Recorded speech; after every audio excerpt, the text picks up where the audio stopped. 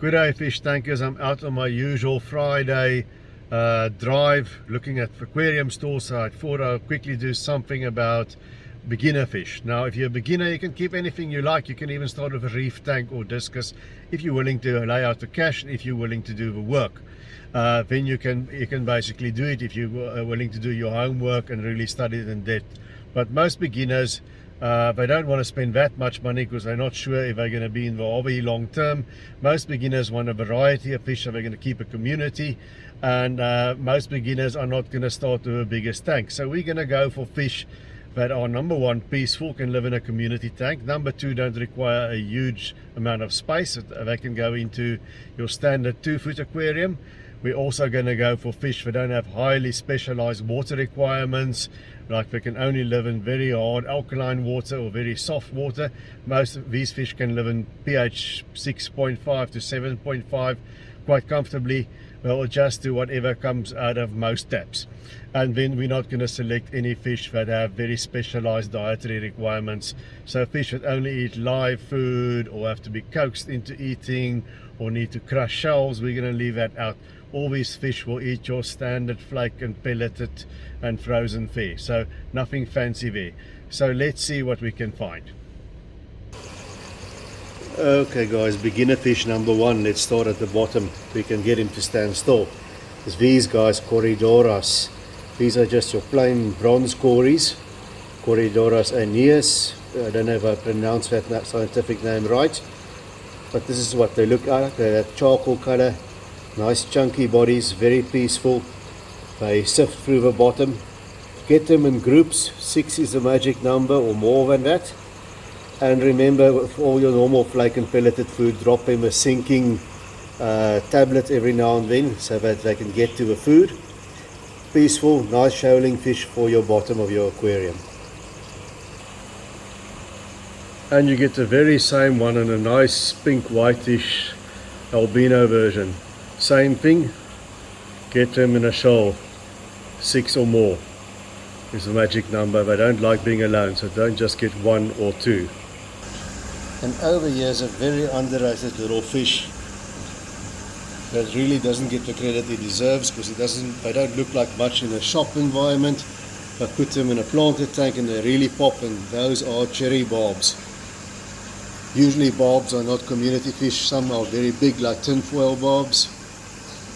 Some like tiger barbs are fin nippers, but the cherry barbs are the exception in the barb family.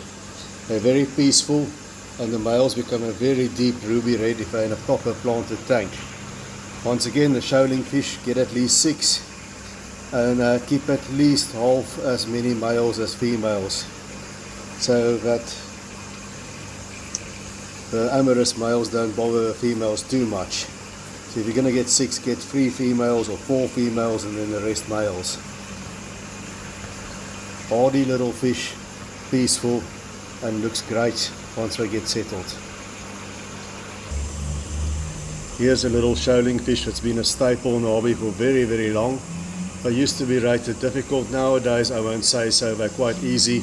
A shoaling fish, at least 6, 8 or more is a better number. They're small and they've got that very nice blue and red coloration. They're peaceful and they're also easy to keep. Not much fuss about them, and that's of course the neon Tetra. Very nice peaceful little shoaling fish, can go well with the Corydoras as well. And a good beginner fish in my opinion. Not as finicky as your cardinal Tetras and not as tiny as your green neon Tetra.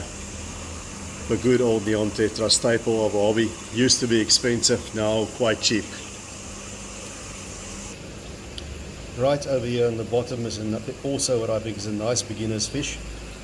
Don't confuse them with the common plecostomus. They grow huge and they put a huge bioload on the tank. These are ancestral bristlenose catfish, because the male, when they're bigger, develop bristles.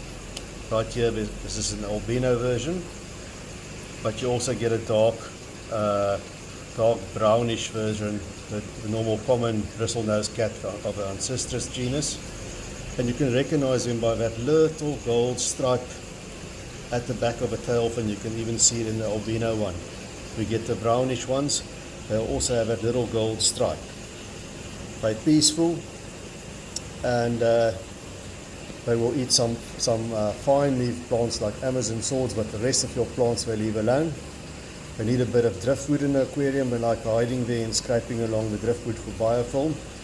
And be sure, if you don't have algae, to just remember to feed them. Drop in a sinking algae wafer or piece of baby marrow, just like you have to drop in sinking foods for the Corydoras, but that's simple enough. Same food, just sinking stuff.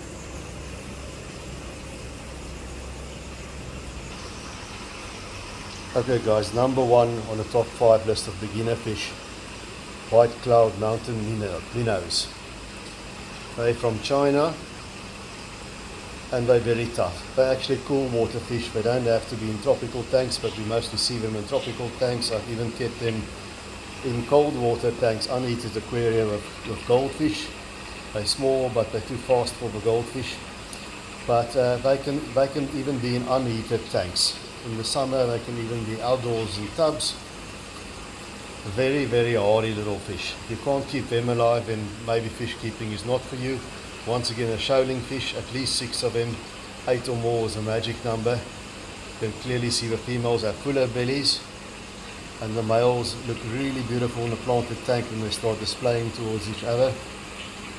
Very hardy fish, very underrated, color up very nicely when they are in an established tank, and I think almost bulletproof.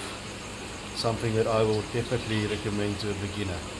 Well, that's it, top 5 beginner fish. If you're just starting out in the hobby with a 2-foot tank, these are fish that you might like to try. Okay guys, like and subscribe, and until we see each other again, keep taking care of those domestic denizens of the deep.